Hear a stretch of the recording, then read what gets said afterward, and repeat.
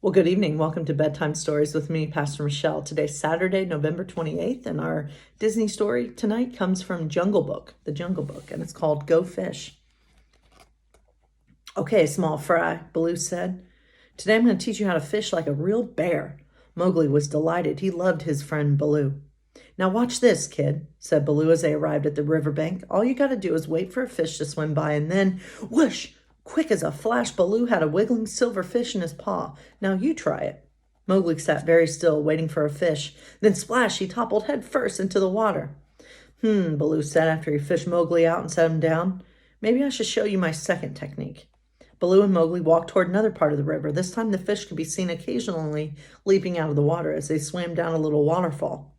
Baloo waded a few steps into the water, waited for a fish to jump, then whoosh, he swiped a fish right out of the air. Now you try, buddy. Mowgli waded in just as Baloo had done. He waited for the fish to jump and then leap for it. Splash!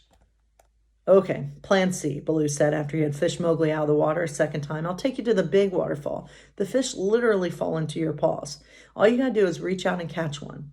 Mowgli followed Baloo to the big waterfall, and sure enough, silvery fish were jumping all the way down the falls. It would be easy to catch one of these. In the blink of an eye, Baloo held up a fish for Mowgli to admire.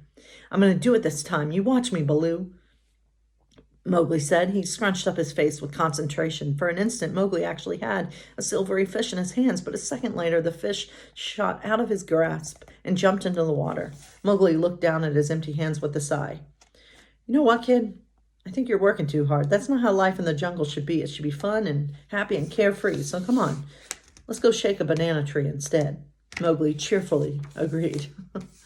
All right, my friends. That's a fun story, huh? All right.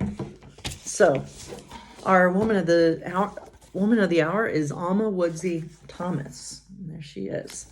She's a teacher and a painter. She was born in Georgia. She grew up in a home surrounded by lush landscapes and beautiful plants. In her youth, she showed promise in architecture, but was truly in love with art. She said that when she walked into her first art classroom, it felt like entering heaven.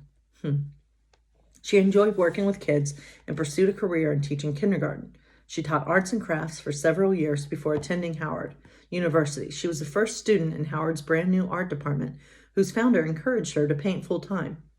Upon graduation, she returned to her first love, education.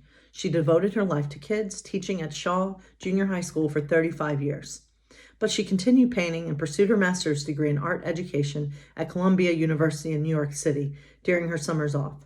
She's often most associated with a group of artists belonging to the color field movement, painters who worked only with large shapes or fields of color to express themselves. When she retired in 1960 from teaching, she concentrated on painting full-time. She had a big art show at Howard University for which she created something totally different from anything she'd done before. Inspired by nature, she created paintings with tiny, bright rectangles and repeating shapes. It became her signature style. In 1972, when she was 80, her paintings were exhibited at the Whitney Museum of American Art. This was the first ever solo expedition of an African-American woman artist at one of America's most important art museums. Alma is truly a testament to being dedicated to the thing you love and having the patience to let it grow. All right. So, my friends, God bless you all. Stay safe out there.